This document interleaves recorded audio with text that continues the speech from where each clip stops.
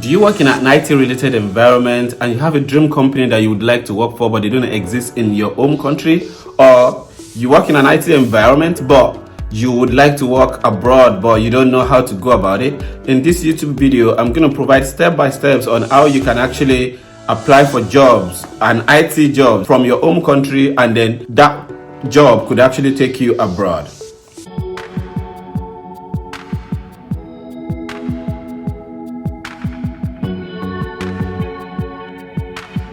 Hi everyone, this is Ademola Kazeem once again. Compliment of the season to everyone. If this is your first time on this YouTube channel, please comment, like, and please, above all, subscribe to this YouTube channel. If you've been here, thank you so much for being here once again. Please keep liking, please subscribing, keep sharing this YouTube channel. So in this video, I'm just gonna explain how you can actually get an IT job directly from your country without actually passing through the university route. So let's get into it. The first thing that you need to do is make sure that you know the company that you want to work for and in which country. So once you know that, the next thing that you need to do is go to your LinkedIn. If you don't have a LinkedIn account, you need to create one. Go to your LinkedIn, put all your information and your experiences, the universities that you went to.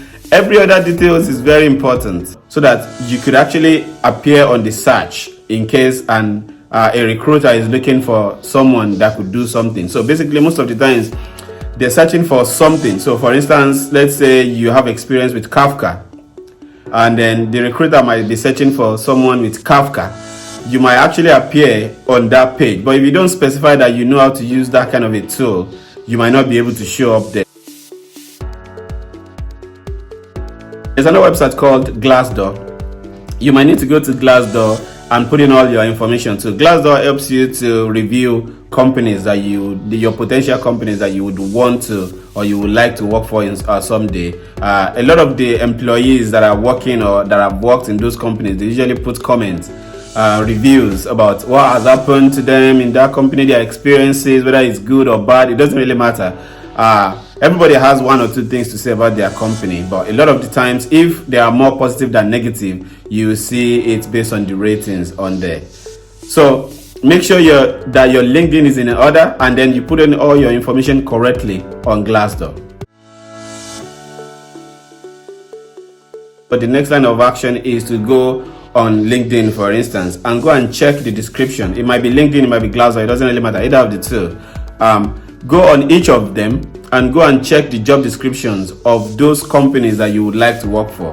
But before you do that, make sure that the company that you want to work for, make sure that they sponsor. You could do this by either check their websites. Some people say they usually write something like about something in relation to like, we are equal opportunity company, something related to that, like we don't discriminate based on this or that or something like that. So you will see that as long as you are able to solve their problems, they don't really care wherever you are from. They will bring you into that country regardless of wherever it is and sponsor you for visa so that you can be able to work legally in that country. The first thing that you need to do is make sure that that company is sponsored, because a lot of companies don't sponsor. So you don't waste all your time and energy checking their description, and then you find out that, sorry, we don't sponsor if you don't live in this country, or we don't sponsor because you don't have specific visa to work here. So make sure that all that is in place. Then now go to their job descriptions, check that, and see if you actually have those skills. If you have those skills that they are looking for. If you don't have those skills, or you have those skills and you think that you're good enough to work on it. If you think you are not good enough, all you need to do is specify a specific period of time, maybe 3 months, to brush up your knowledge about those things that you need to know. So I'm going to explain that one too in the comment section.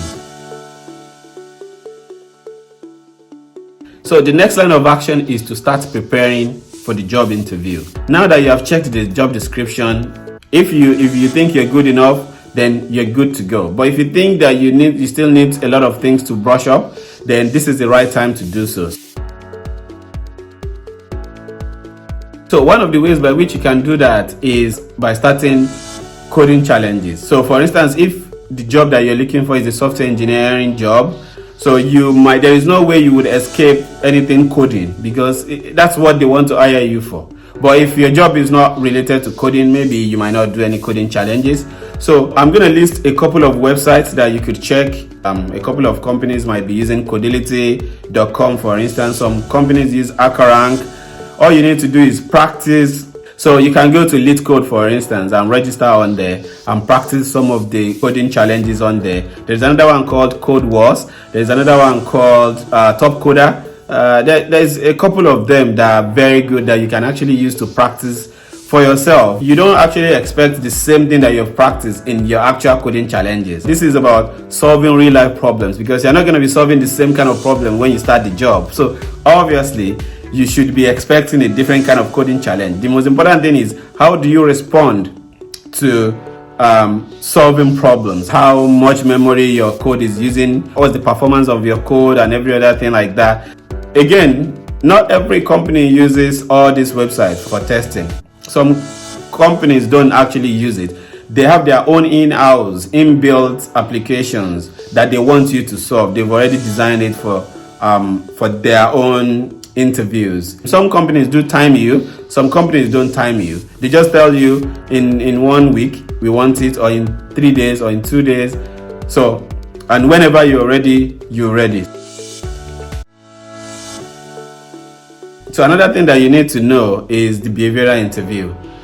It's not just coding, it's about teamwork, it's about your attitude towards your teammates, it's about how you work alone and with the team, it's about collective effort in order to take the company to the higher level, because you are part of the people that are going to build that company to a better height, with new features, new information, new everything that will be able to solve customers' problem for your company. So as a result, it's not just about how good you are as a person in terms of coding, how fast you are, how efficient your codes are, but also how do you interact with other people? How do you help other teammates? So these are some of the things that are going to be happening in your behavioral questions. So some of these things you might need to practice them, to go online, check behavioral questions, and make sure that you are up to date with that one too. Plan of action is for you to actually apply for the job. In this case, one of the best way by which you can actually get a job in that company is through referrals. A lot of companies actually pay their employees to refer great people, good people, if they know them. And if you are sure that you're ready for that company and you know that you can actually pass the interview, you can actually go to someone there and say, please, can you refer me? They will happily refer you, because they know they're going to get something out of it if you pass. But if you don't have anybody to refer you, so the next line of action is to apply. So when you're applying, make sure that your CV is tailored towards this exact job description that you are trying to get.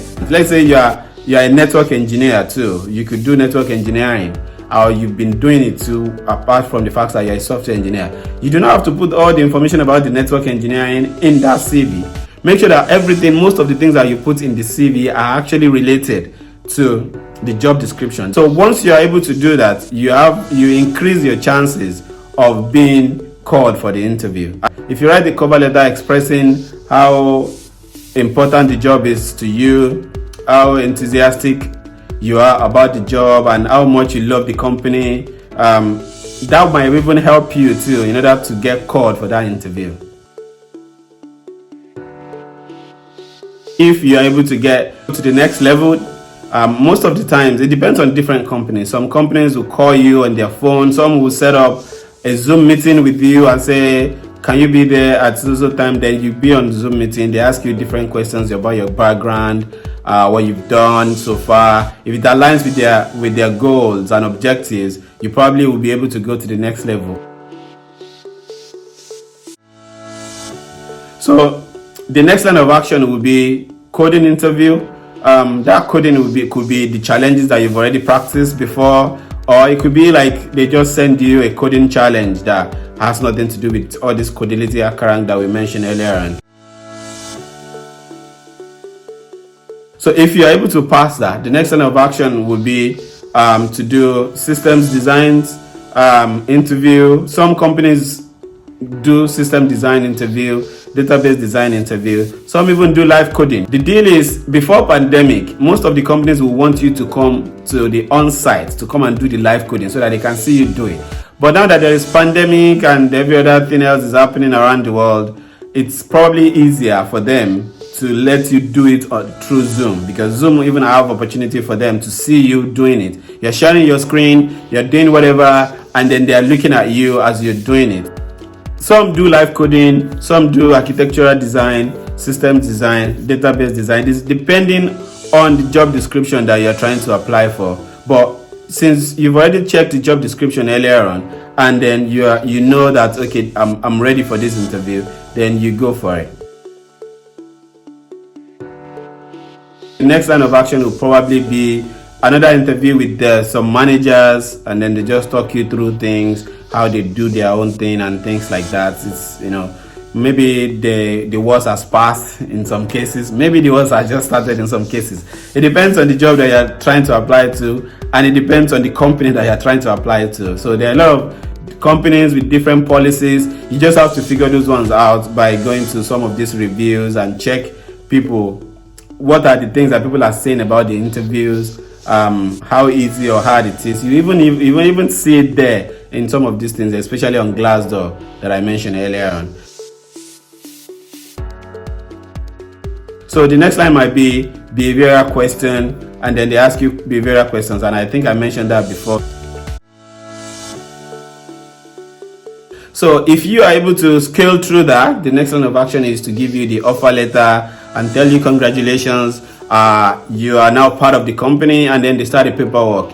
Since you're from abroad, you would have to apply for your visa, and then they'll give you every information that you probably need. They do background checks and some other information that needs to be done.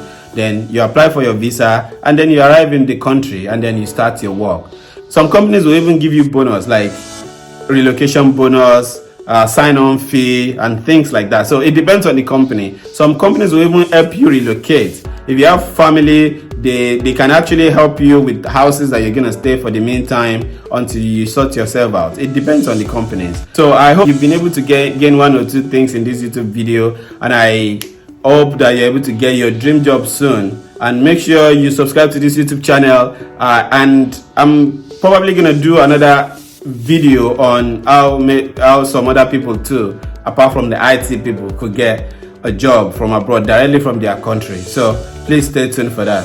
Thank you so much for watching. Keep watching, keep liking, keep subscribing. Thank you.